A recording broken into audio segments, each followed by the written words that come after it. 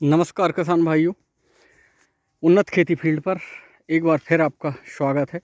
मैंने आपको बताया था कि आपको मैं समय समय पर अपनी फसल दिखाता रहूँगा, तो आज उन्नत खेती फील्ड पर अरहर की उन्नत खेती का प्रदर्शन दिखा रहा हूँ। ये जैविक तुअर मधुमक्खी मड़राती हुई, देखें आप, बहुत ही सुंदर फसल। जैसा मैंने बताया था आपको, ये पूरा प्लाट एक नज़र में देखें आप।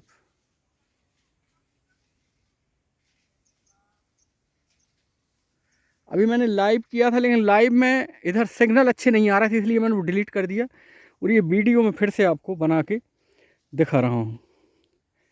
तो तकनीकी रूप से इसमें थोड़ी सी चर्चा।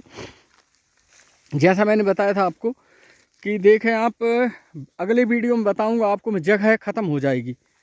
तो ये देखिए आप, बिल्कुल एक दूसरे से शाखाएँ उलझ गई हैं, जबकि हमने इसकी दूरी देखें आप, नीचे बैठ के देखते हैं, 4.5 फीट रखी है। ये कतार से कतार की दूरी, ये पौधे से पौधे की दूरी देखें आप,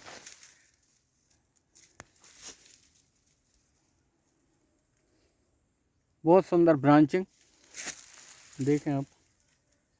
ये और इस वर्ष क्या, हर वर्ष ये नुकसान होता है। सुअर ने बहुत ज़्यादा गुड़ाई की है। देखिए अब फसल को तोड़ रहे हैं। शासन प्रशासन को इस पर ध्यान देने की आवश्यकता है। जो भी जनप्रतिनिधि इस चीज़ को ऊपर उठाते रहें, ताकि किसानों का ये नुकसान की या तो भरपाई सरकार करे या फिर उनको मारने की छूट दी जाए सुअरों को। देखें आप, सुंदर फसल।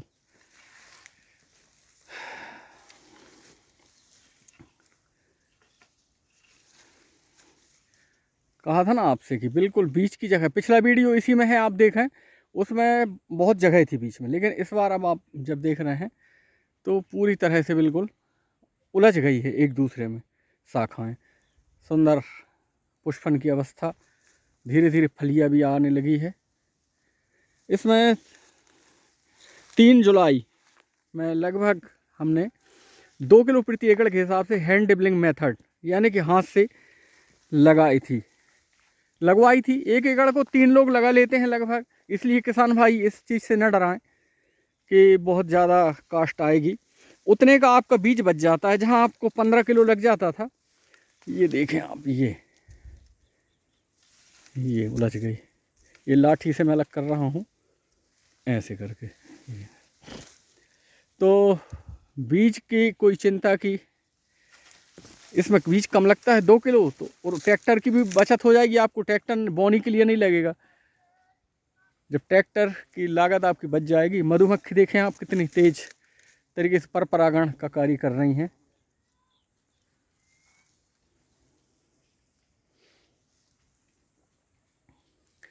तो उतना आपका डीजल बच जाएगा, उतना बीज बच जाएगा। 3 लोग 1 एकड़ में लगा लेते हैं। और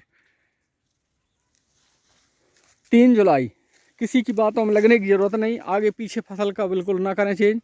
लगभग 20 जून से लेके 7 जुलाई के बीच में यदि आप हैंड डबलिंग मेथड से लगा देते हैं तो आपकी फसल अमर हो जाती है। रिज एंड फेरो पे लगाएं आप, कूड़ एंड नाली। देखें आप, फसल बिल्कुल पीली जर्द, बहुत सुंदर फूल। इधर ज़्यादा देर रुकने में खतरा समझ में आता है, कहीं सुअर नीचे देख लेते हैं बीच बीच में। चलो भैया बाहर निकलते हैं, बहुत हो गया।